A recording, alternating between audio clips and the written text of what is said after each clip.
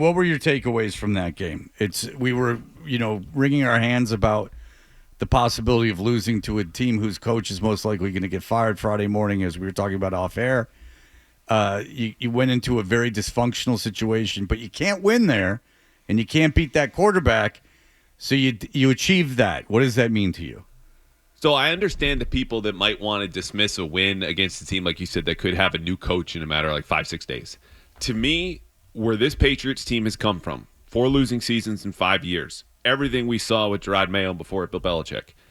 You won in Miami, which you've not done since the pandemic. You won in Miami when Drake Maye had his best start as an NFL player, coming off of a game where we're going, hey, where's the year 2 leap? That dude took a step back in the opener.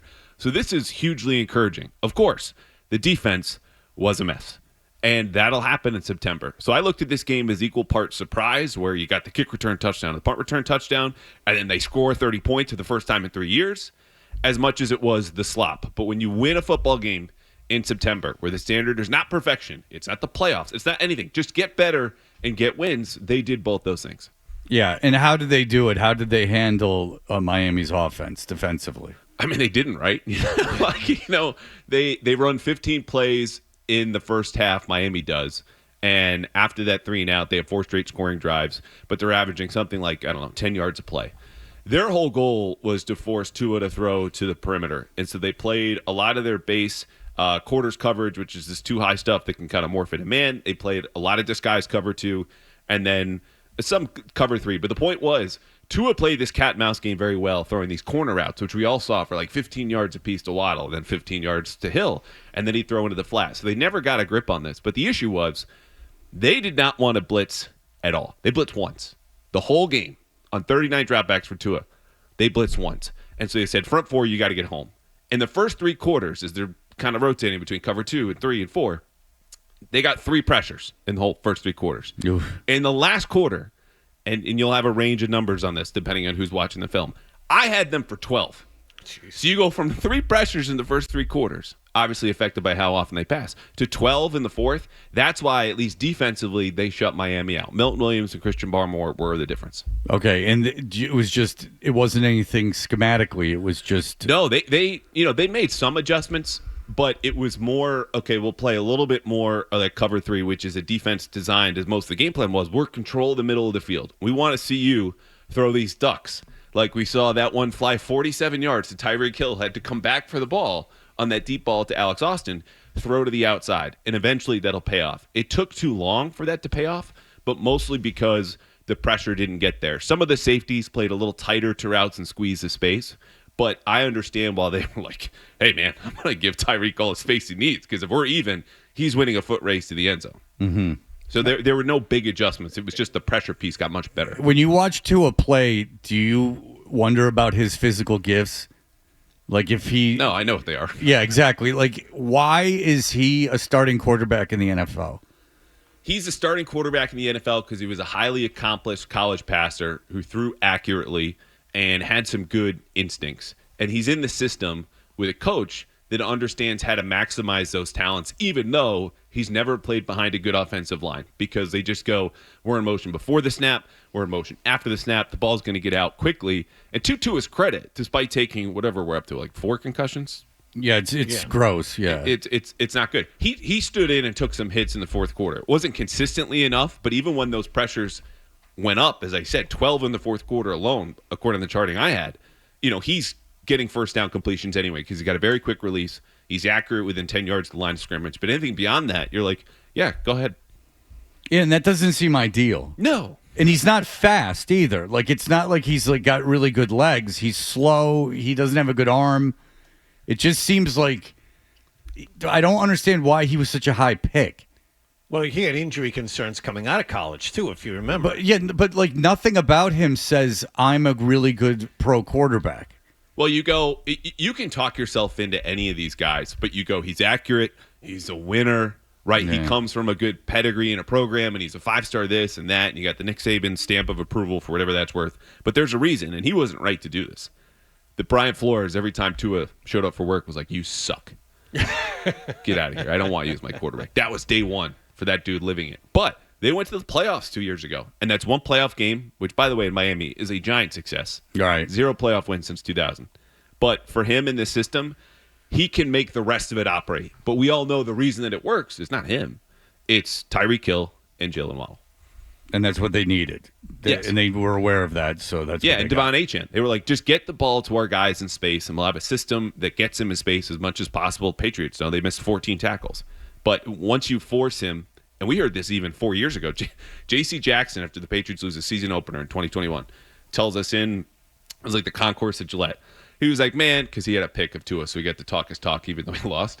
Was like, anytime you take away Tua's first read, he just panics. He just throws it up there. And that was his explanation for the pick. You heard the same thing from the Colts about a week and a half ago. Xavier Howard. But the taking away the first read, again, Patriots crowded and packed the middle of the field and are playing the same coverages and a little bit of disguise. Sometimes it's harder than it looks.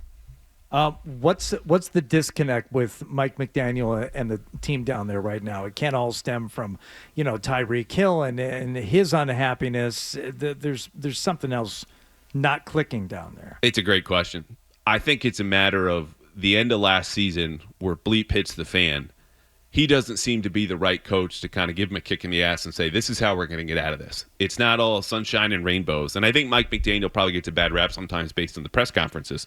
But the bottom line is they were not winning enough games, and he didn't have any solutions. So if you're a guy in the locker room who goes, look, I don't love his demeanor, I don't like the way that he speaks, but he gets our offense going. As soon as those results stop, so does the buy-in. And when you have some questionable characters in the locker room, to put it kindly with Tyreek Hill, I mean, that's the kiss of death. A players-only meeting after the season opener? Are you kidding me? Well, it's kind of Belichick-like in that if you're not going to be a high-energy guy, if you're going to be the anti-Pete Carroll, and you're not going to be, constantly getting guys up for the game, and Mike McDaniel does not impress me as that type of guy. If your methods and your tactics and everything result in wins, good. You can buy in, just like they did with Belichick for years.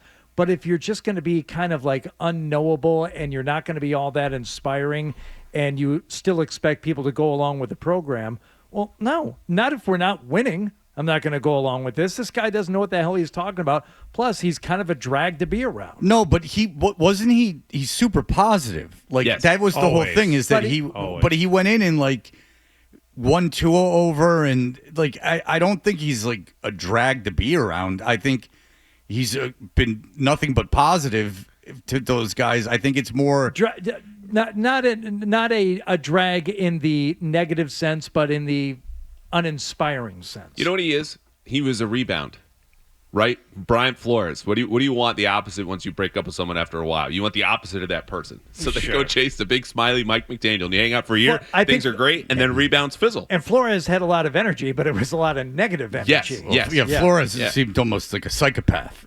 He seemed very cruel. He just was cruel, like weird. They hated him. I wonder what his tactics were, why he was acting that way. Where he thought that was going to have positive results. But the thing was, he wasn't bad. The Dolphins weren't terrible. I remember didn't he win like 4 games at the end of his first season, and that includes a big win over Brady and the Patriots When they were actively tanking, Yeah, and the next season they took another step forward, and then a season after that he was gone. It was a surprise when Flores got fired.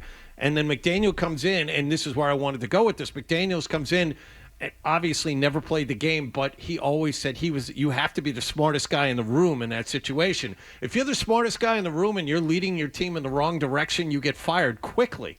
And you were saying it could happen in 5 days. They're going to lose to Buffalo on Thursday. Yeah. And they're probably going to lose by a lot. So Friday morning, I would imagine they'd fire him. That's my thought, too. And I think it's a really interesting contrast when we talk about the modern league. And I think Mike Vrabel strikes his balance perfectly.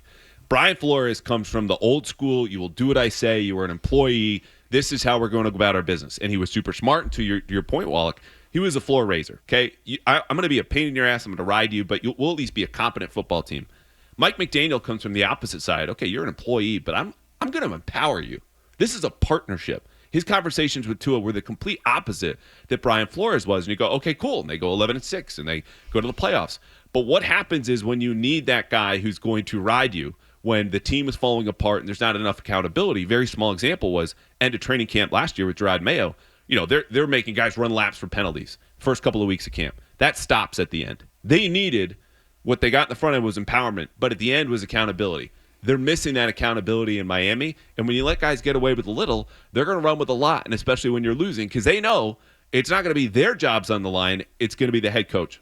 It's like he's not a CEO is basically right. What you need in the modern NFL is that even if you're an expert on one side of the ball, you have to have kind of a command over the whole organization, and maybe that's what he lost.